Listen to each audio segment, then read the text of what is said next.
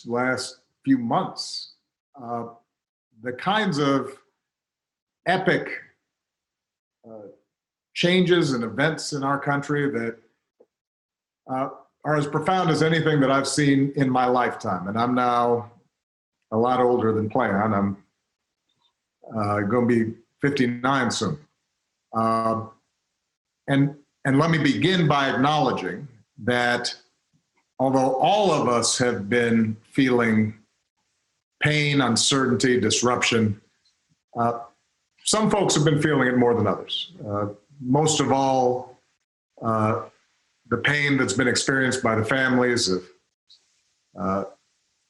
George and Brianna and Ahmaud and Tony and Sean and too many others to mention, those that we thought about during that moment of silence. And to those families who've been directly affected by tragedy, please know that Michelle and I and the nation grieve with you, hold you in our prayers. We're committed to the fight of creating a more just nation in memory of your sons and daughters. And we can't forget that even as we're confronting the particular acts of violence that led to those losses, our nation and the world is still in the midst of a global pandemic that's exposed the vulnerabilities of our healthcare system, but also the disparate treatment and, as a consequence, the disparate impact that exists in our healthcare system, the unequal investment, the biases that have led to a disproportionate number of infections and loss of life in communities of color.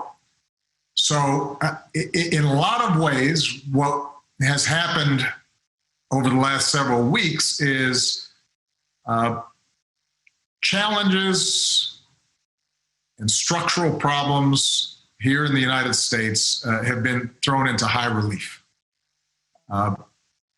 They're the outcomes not just of the immediate moments in time, but they're the result of a long history of slavery and Jim Crow and redlining and institutionalized racism that too often have been the plague, this original sin of our society. And in some ways, as tragic as these past few weeks have been, as difficult and scary and uncertain as they've been, they've also been an incredible opportunity for people to be awakened to some of these underlying trends.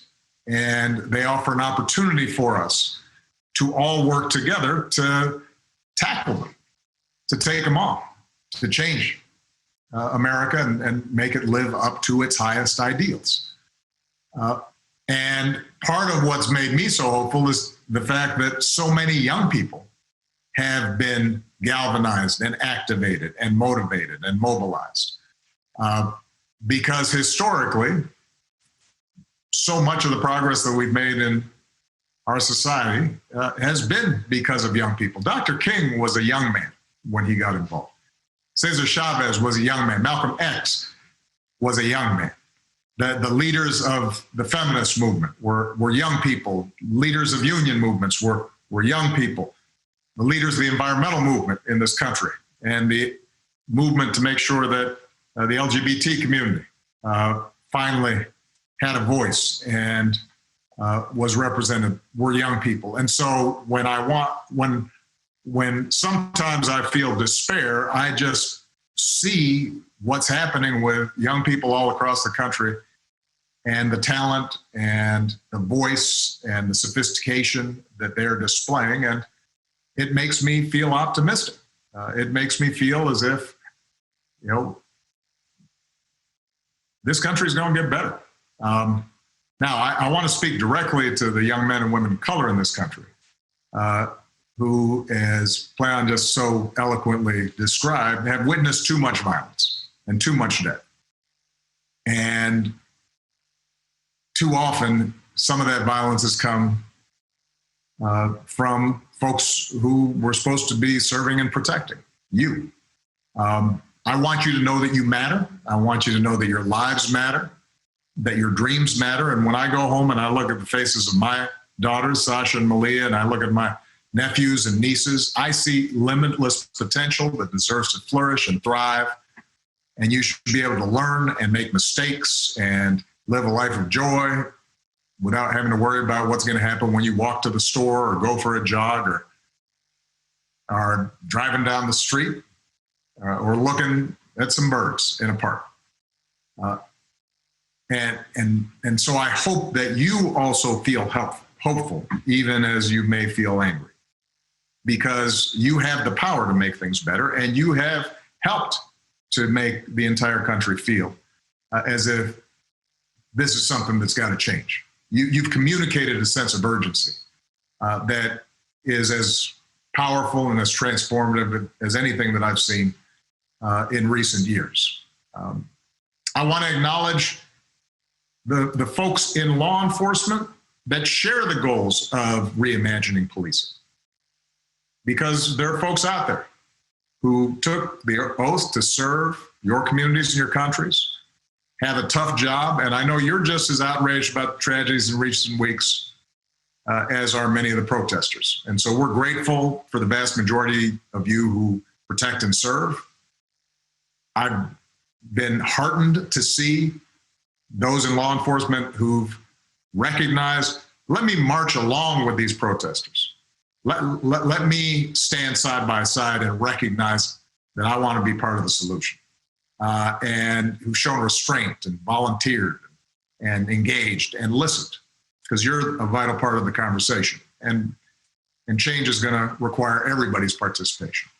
Now, when I was in office, as was mentioned, I created a task force on 21st century policing in the wake of the tragic killing of Michael Brown.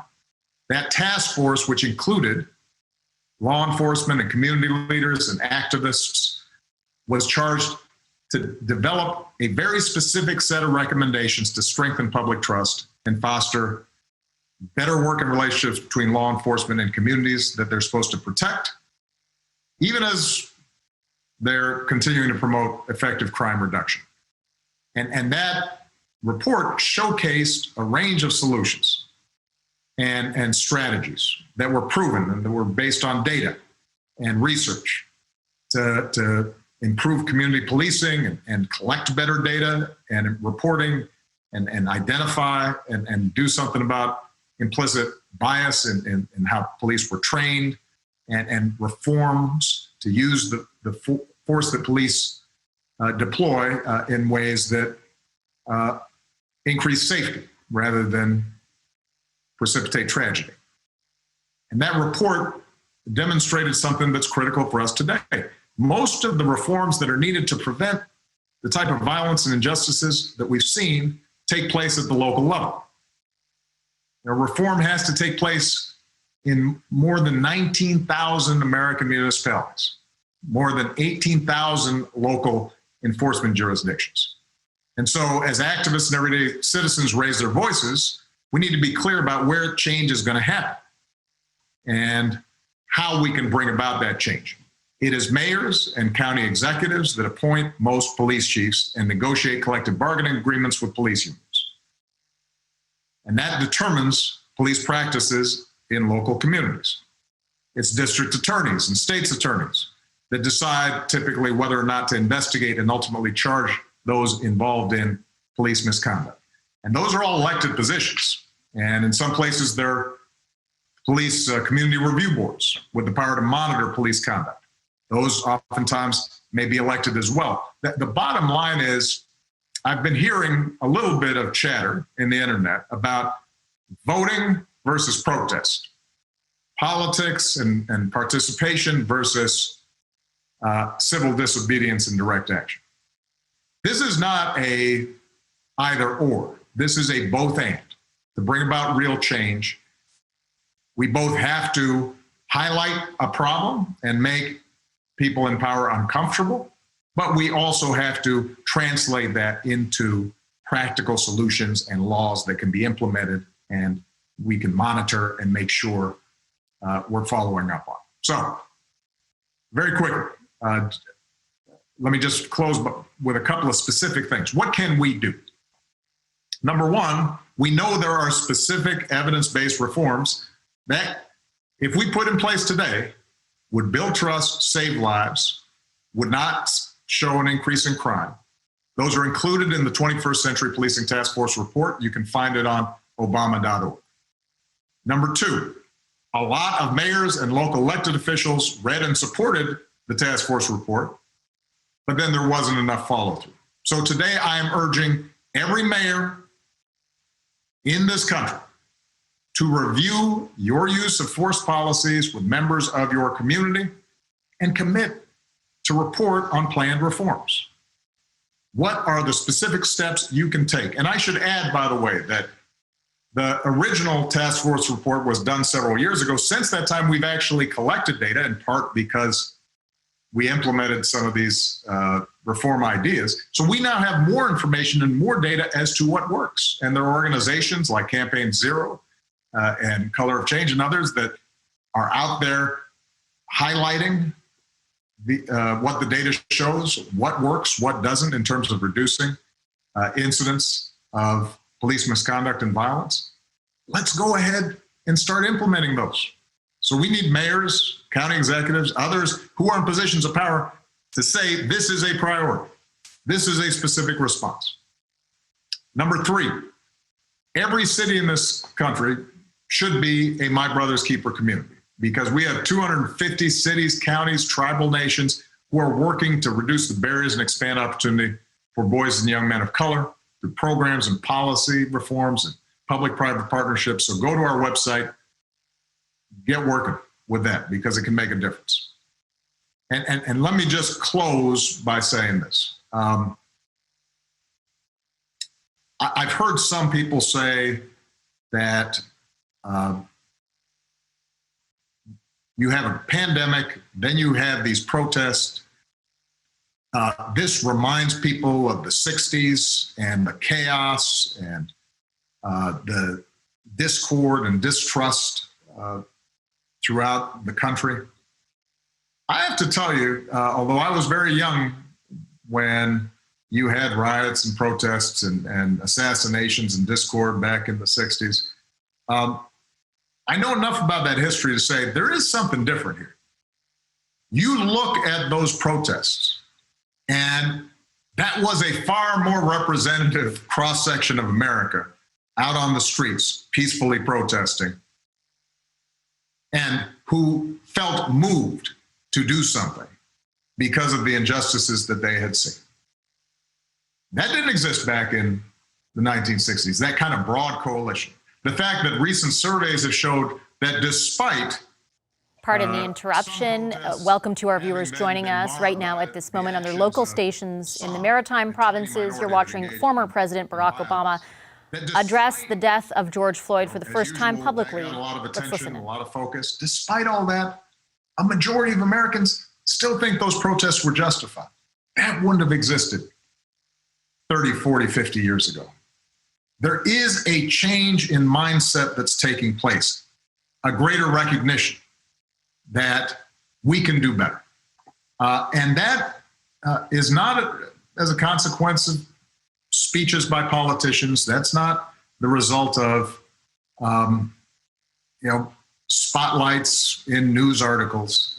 That's a direct result of the activities and organizing and mobilization and engagement of so many young people across the country who put themselves out on the line to make a difference. And so I just have to say thank you to them and for helping to bring about this moment, and just make sure that we now follow through.